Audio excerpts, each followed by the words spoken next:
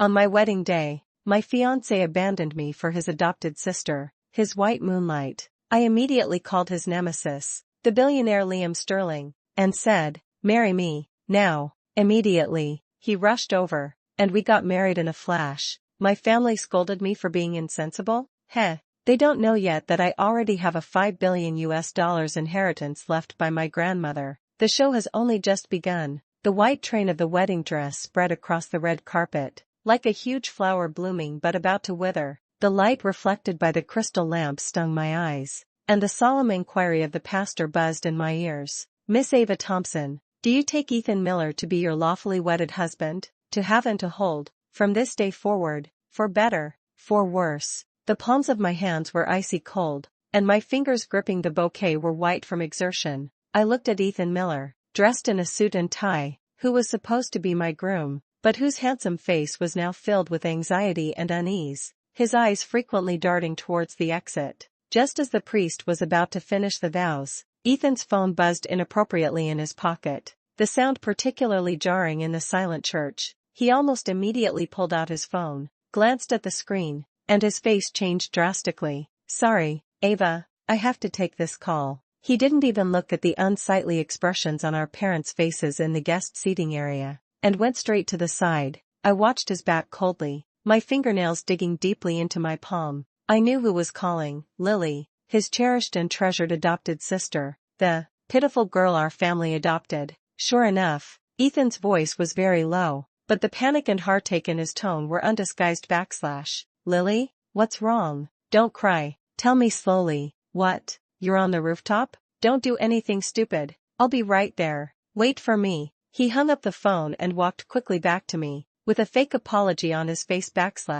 "Ava, I'm sorry, Lily, she seems to want to commit suicide. I have to go see her." "The wedding, can we pause it for now?" "Pause?" I looked at him as if I was seeing him for the first time. There was an uproar in the church, and the guests whispered to each other, their eyes wandering between the two of us, full of inquiry and sympathy. My parents, Mr. and Mrs. Thompson, were pale, and my mother signaled me to consider the overall situation. As for Ethan's parents, they had a helpless expression that said, "My son is just too soft-hearted." "Ethan Miller," my voice was unusually calm, even with a hint of icy laughter. "I remember I warned you. If today, you step out of this church for Lily, it's completely over between us. This is my ultimatum to him. We've been dating for 3 years, engaged for 1, and Lily has always been a thorn in our side. She always has various reasons to appear at our dates, and she can always get sick or have an accident at crucial moments,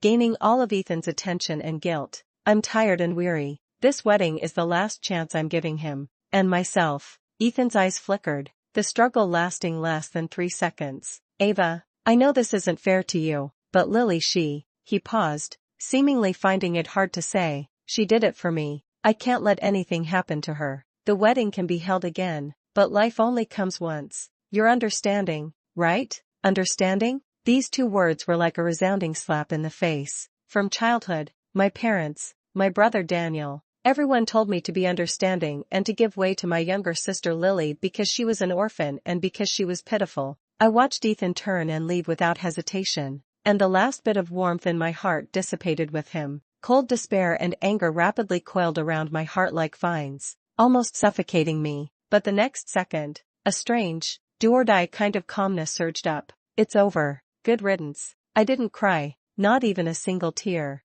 I slowly raised my hand, signaling the stunned priest to wait. Then, in the deathly silence of the entire room, I took out my phone, my fingertip quickly swiping across the screen, and found the number I had almost never dialed. The phone rang only once before it was answered.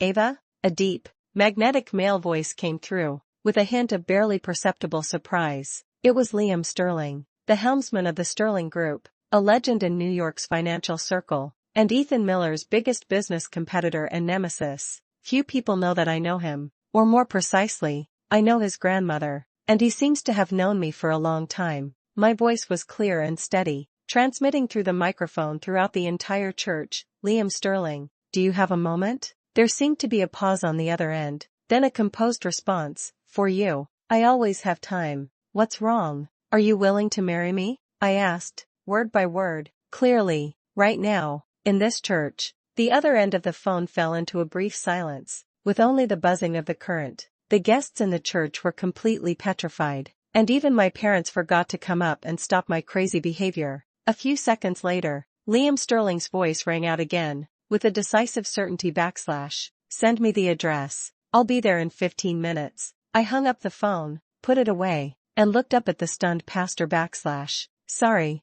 Mr. Pastor, the groom has been changed. Please wait 15 minutes. After speaking, I ignored my mother, who was almost fainting behind me, my furious father, and my brother Daniel's unbelievable gaze. I straightened my back and stood at the end of the red carpet, waiting quietly. The air in the church seemed to freeze. Whispers disappeared, leaving only heavy breathing. Everyone was watching an absurd drama. 15 minutes, not a second more or less. The heavy oak doors of the church were pushed open, and Liam Sterling, in a black haute couture suit and with a tall and straight figure, appeared at the entrance. He walked towards me against the light, his steps steady and powerful, his deep eyes crossing the crowd and landing precisely on me. In that gaze, there was no probing, no hesitation, only a calmness and focus as if he had been waiting for a long time. He walked up to me and naturally reached out to hold my cold fingertips. His palm was warm and dry, conveying a reassuring power. I'm here,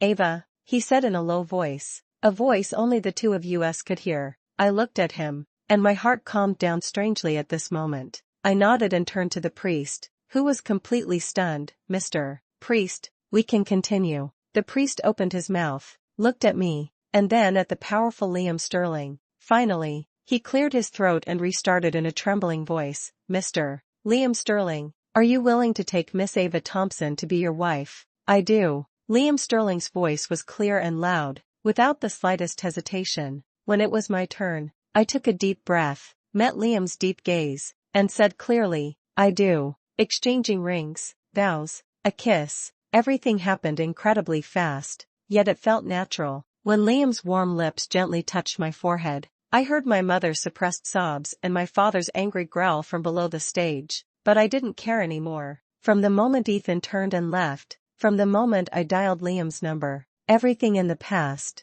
that Ava Thompson who craved family and love but couldn't get them, was already dead. Standing beside me is a brand new Ava Sterling. The wedding ceremony had just ended when my phone started ringing like crazy. I didn't even need to look to know who it was. Sure enough, the first one was Ethan Miller. Ava, what on earth are you doing? Are you crazy? How could you in front of so many people? His voice was filled with disbelief, anger, and a hint of barely perceptible panic. Before he could finish speaking, Liam took the phone from my hand. Mr. Miller. Liam's voice was calm but with an undeniable sense of pressure. I think you should be at the hospital with your / suicidal / sister right now. Instead of questioning my wife here, there was a distinct pause on the other end of the phone. My wife? Liam's tone was laced with sarcasm. Ava Thompson is now Ava Sterling. We completed a legal wedding ceremony in front of the same pastor 15 minutes ago. If you have any questions about the legal process, my legal team would be happy to answer them for you. You. Ethan's voice sounded exasperated. As for Miss Lily, Liam continued, his voice suddenly turning cold. Next time you want to use a suicide threat to ruin someone else's wedding, remember to choose a more credible location and method. Hospital emergency records are public information, and a diagnosis of / emotionally agitated but not life-threatening / is probably not enough to support a grand performance that requires the groom to abandon the bride and rush to the scene. Ethan and Lily's flustered explanations came from the other end of the phone, along with Lily's sobbing, Mr. Sterling, you've misunderstood. I didn't. I just. Enough. Liam interrupted her. Put away your sympathy-gaining tricks. From today on, Ava is my woman. Anyone who tries to hurt her or harass her is making an enemy of me. Liam Sterling, bear the consequences yourself. After saying that, he hung up the phone decisively and blacklisted Ethan's number. Immediately after, my father's phone call came in. Liam answered again. Dad, he said in a flat tone, but with distance. Liam Sterling, what have you done to my daughter? You're taking advantage of her vulnerability. Ava, put the phone on. You unfilial daughter. Do you even care about this family? My father's roar came through the receiver. Mr. Thompson. Liam's voice remained calm. First, Ava married me willingly. Second, when she was publicly abandoned by her fiancé. And you, as her family, not only didn't defend her but instead blamed her for being inconsiderate. What meaning does this family have for her? We were doing it for her own good. What's wrong with asking her to be considerate of her sister? Lily is so pitiful. Pitiful? Liam chuckled, his laughter laced with ice. An adopted daughter who can precisely call away the groom with a suicide threat call on someone else's wedding day, halfway through the vows, is really pitiful? Or have you been blinded for too long by her portrayal of weakness, selectively ignoring the years of harm she has inflicted on Ava? As for doing it for her own good, does that refer to being loved and pampered after birth, only to instantly lose all affection after the arrival of an adopted sister, being constantly framed, wrongly accused, and even scolded for breaking her leg? Is that what you call doing it for her own good? Or are you saying it was for her own good when you saw her as a thorn in your side and planned to send her to a so-called special school for correction? Liam's voice grew colder and colder, each word like an ice pick, piercing harshly into the other end of the phone and into my heart. Those memories that I had deliberately sealed away surged like a tide. Yes, I wasn't born unloved. I was once the apple of the Thompson family's eye. Until Lily's arrival changed everything when I was 6 years old. Lily was the orphan child of my parents' friends after a car accident. They adopted her out of kindness. She had an angelic, beautiful, and innocent face, and a pair of big eyes that could fill with tears at any moment. As soon as she arrived, she quickly captured everyone's heart. My birthday cake would be accidentally knocked to the ground by her. She would apologize with tears in her eyes, and my parents and brother Daniel would only say, "Ava, you're the older sister, be considerate of your younger sister." She didn't do it on purpose. The piano piece I practiced for a long time would have its keys broken by her the day before the competition. She would cry and admit her mistake, only to be met with my parents' comfort and my own blame. What's the big deal? Lily didn't do it on purpose. Can't you understand how she feels after just losing her parents? The most serious time, she deliberately bumped into me at the staircase, and I fell down the stairs and broke my leg. But she threw herself into my parents' arms and cried that I pushed her. No one cared about the cast on my leg and the pain. They only believed the crying Lily, and even grounded me for bullying my sister. Day after day, year after year, I went from initial grievance and defense to later numbness and indifference. In this family, I felt like a superfluous mistake. Lily was the angel,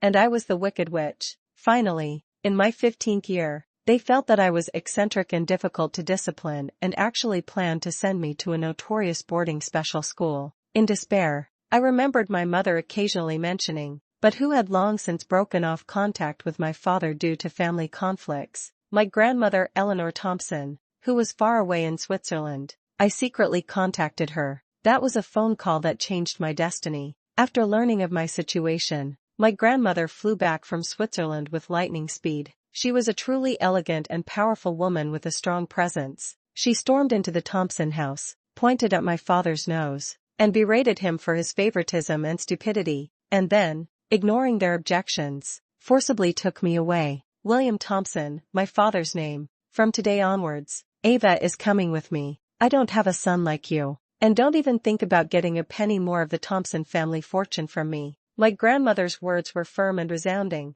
And then she took me on a plane to Switzerland and quickly processed my custody and change of nationality. In Switzerland, under the meticulous care of my grandmother Eleanor, my leg injury was completely healed, and the psychological trauma of many years was gradually smoothed out. I received the best education and regained my confidence and optimism. My grandmother taught me finance, taught me art, taught me how to be independent, how to be strong, and how to protect myself. That was the happiest time of my life. 3 years ago, my grandmother passed away peacefully. She left all of her assets, including a portion of the equity in Sterling Group and investments all over the world, a huge fortune totaling about $5 billion US, all to me. My family, who had long been estranged from me, somehow learned of this news. They immediately flew to Switzerland as a family like sharks smelling blood. They put on expressions of grief and tried to kidnap me with the family ties they had long abandoned, attempting to control me and my huge fortune.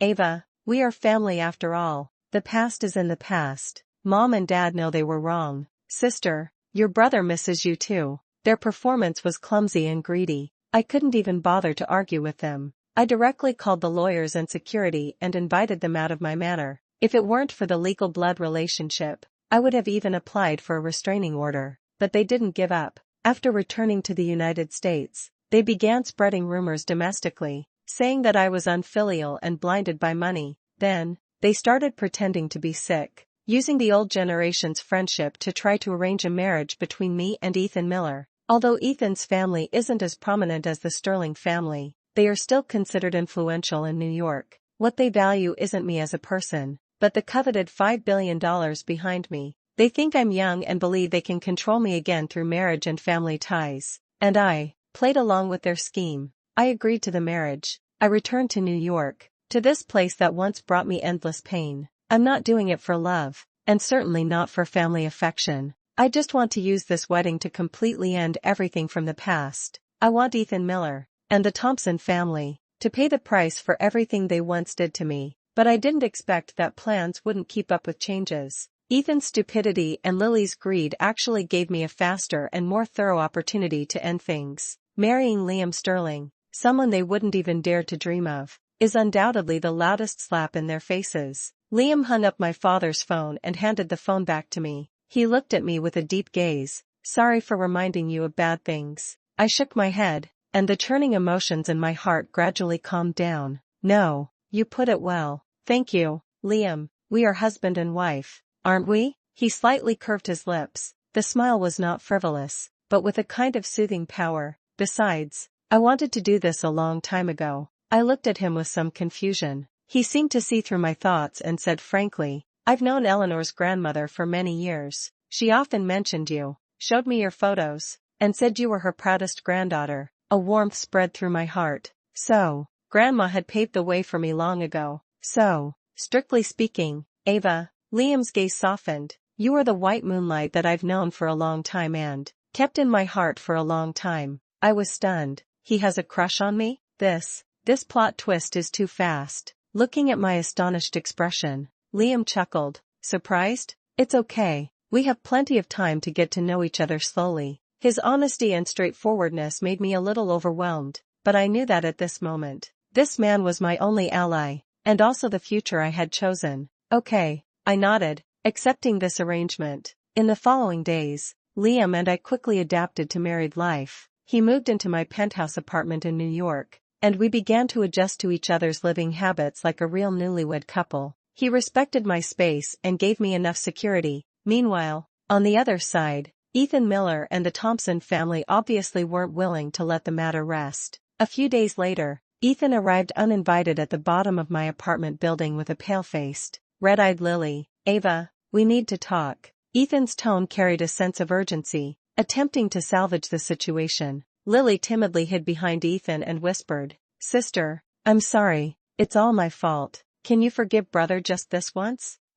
Before she could finish speaking, Liam had already stepped in front of me. He was half a head taller than Ethan, and his aura was overwhelmingly dominant. Mr. Miller, I think I made myself clear. Don't harass my wife again. Liam's voice was icy. As for you, Miss Lily, save your tears. No one here will believe your performance anymore. Ethan seemed to want to argue. Liam Sterling, this is between Ava and me. From the moment she agreed to marry me, her business is my business. Liam interrupted him, his eyes sharp as knives. If you appear here again, or try to contact Ava in any way, I don't guarantee that the Sterling Group won't use some necessary means to maintain the peace of our married life. He paused, looking at Lily, whose face was even paler. Oh, right, Mr. Miller, a friendly reminder. You might want to check if your kind and pure sister has recently received some contacts from her past. After all, the truth will always come out. Ethan and Lily's expressions changed simultaneously.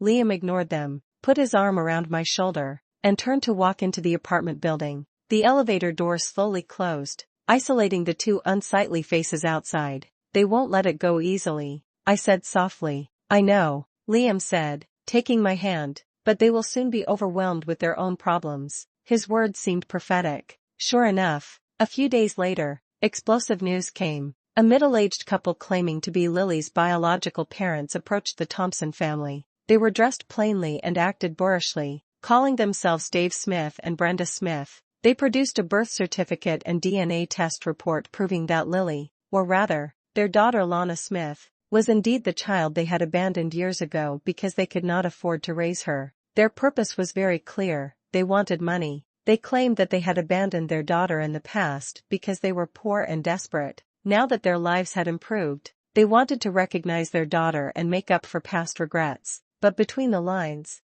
there was an implication of blackmail. They threatened that if they didn't get the money, they would reveal Lana's background, ruin her reputation in the wealthy circle, and then forcibly take her back to that poor home. The Thompson couple and their brother Daniel panicked immediately. Lily was a part of their efforts to maintain a respectable image in high society, and also a tool for them to try to curry favor with the powerful, such as through marriage. If Lily's embarrassing background were revealed, where would the Thompson family's face be? What's more, they had become accustomed to Lily's existence, especially Daniel, who granted this sister almost everything she asked for. Dave and Brenda asked for an exorbitant price, demanding $1 million. The Thompson family has long been outwardly strong but inwardly weak in recent years. The father's investment failed, the company was poorly managed, and the family's cash flow was already tight. To maintain the appearance of prosperity, they were already heavily in debt. $1 million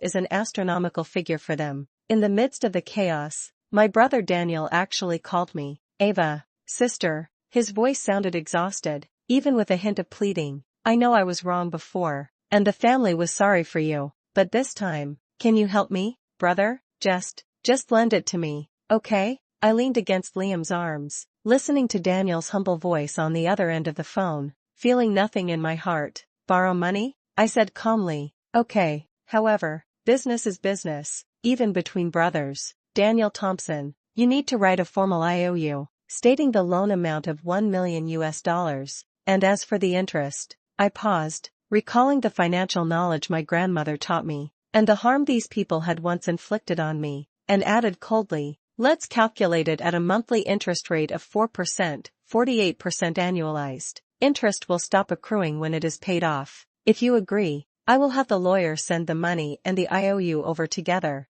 The other end of the phone was silent. A monthly interest rate of 4% is almost usury, but Daniel had no choice. To protect Lily, to protect the last vestige of the Thompson family's reputation, he gritted his teeth and agreed. Okay, sister, thank you. I will definitely pay you back in the future. I scoffed and hung up the phone. I'll let the lawyer handle the follow-up matters. Liam looked at me. Are you sure you want to lend it to them? They most likely won't be able to repay this money. I know. I leaned on his shoulder, looking at the night view outside the window. I'm not doing charity. I just want to see how much they are willing to pay for a lie. Besides, Daniel Thompson owes me far more than this $1 million. This is just the beginning. A beginning for them to fall into the abyss. After receiving $1 million, Dave and Brenda Smith did not disappear as promised. Just a week later, they came knocking again, this time with an even bigger appetite. $1 million? Are you trying to brush off a beggar? Dave Smith spluttered.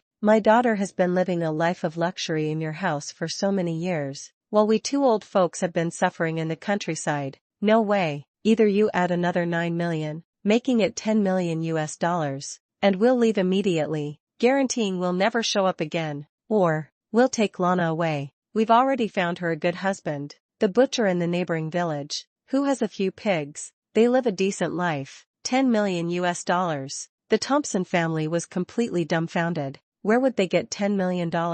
But when Daniel thought about Lana, being taken back to that impoverished home and married to a butcher, he was the first to be unable to bear it. He almost begged his parents to find a way. Mr. and Mrs. Thompson, looking at Lily who was crying and terrified, had no choice but to bite the bullet and try again. Daniel called me again. This time, his voice was even more humble. Even with a sob, Ava, sister, please, help your brother one more time. One last time. As long as Lily can stay, I'm willing to do anything. Oh? I raised my eyebrows. Another $9 million added to the IOU? Same interest rate? Yes. Daniel's voice seemed to be squeezed out from between his teeth. Okay. I remained calm. Have the lawyer prepare a new IOU. Hanging up the phone, Liam looked at me with a complicated expression. Ava, what are you doing? I'm closing the net. I gently stroked the ring on my ring finger. which Liam later had custom made for me. Unique.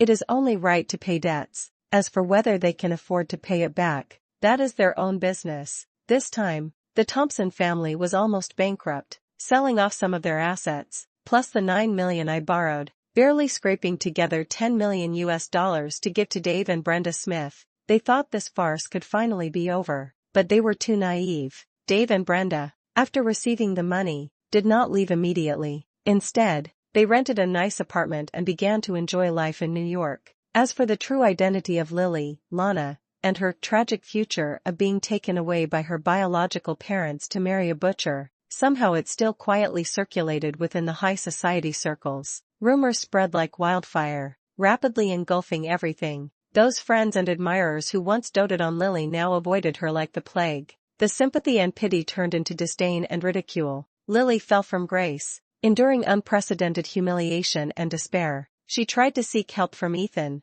but after learning about her biological parents' extortion and her scandalous background, Ethan's attitude also became cold and distant. He might have had brotherly feelings for Lily, or perhaps felt guilty, but this feeling was clearly not enough for him to accept a burden with such a background who brought him so much trouble. Abandoned by everyone, the future looked bleak. The immense contrast and resentment completely warped Lily's mind. In the dead of night, she made one last, desperate move. She absconded with all the remaining cash the Thompson family had and some jewelry that could still be sold, then disappeared completely. She ran away, carrying resentment towards the world, and also the Thompson family's last hope. Lily's escape was the last straw that broke the Thompson family's back. Daniel, the older brother, bore a huge usurious debt of up to $10 million U.S. dollars in principal, plus monthly interest calculated at 4% compound interest. This money snowballed and quickly exceeded his ability to bear it.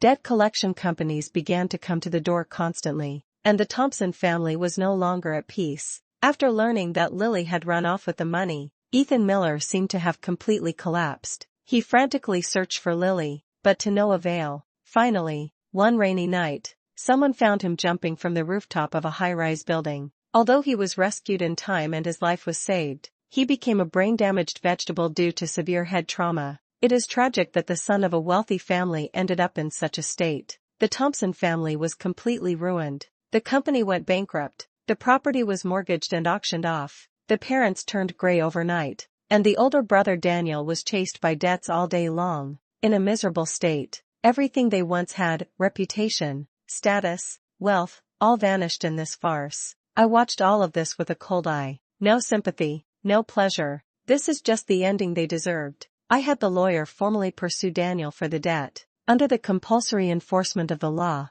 the Thompson family's remaining assets were used to pay off the debt, although it was still far from enough to repay the astronomical principal and interest. From this point on, my legal and emotional ties with my family of origin were completely severed. They could no longer interfere with my life in the name of family or any other pretext. The turmoil in New York gradually subsided. Liam and I settled into a normal life. He gently and firmly healed my past traumas in his own way. We traveled together, ran our business together, and faced every aspect of life together. I gradually learned to trust and to love. 5 years later, Switzerland, an estate by Lake Geneva. Sunlight streamed through the huge French windows, warm and pleasant. Leaning against Liam's chest, I watched a little boy, about 3 years old, toddling across the lawn in the distance, chasing a butterfly. He had Liam's deep eyes and the cleverness of his grandmother Eleanor. That was our son, Leo. Leo changed the smart home systems program again today.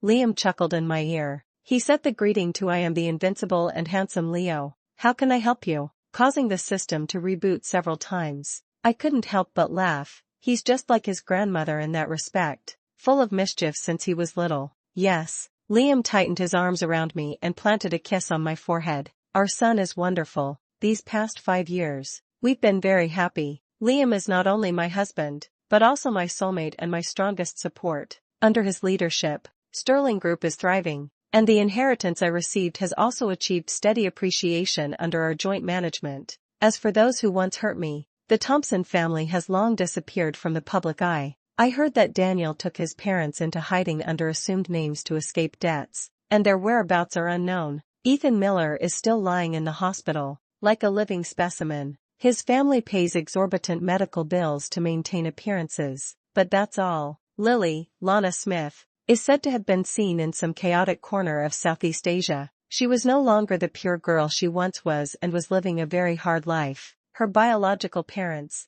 Dave and Brenda, after squandering the money, returned to their original lives, only more greedy and dissatisfied. Their ending has nothing to do with me. I looked up and met Liam's gentle gaze, my heart filled with peace and gratitude. The shadows of the past have long since dissipated, replaced by warm sunshine and tangible happiness. My life, after experiencing storms, has finally ushered in the truly beautiful weather that belongs to me.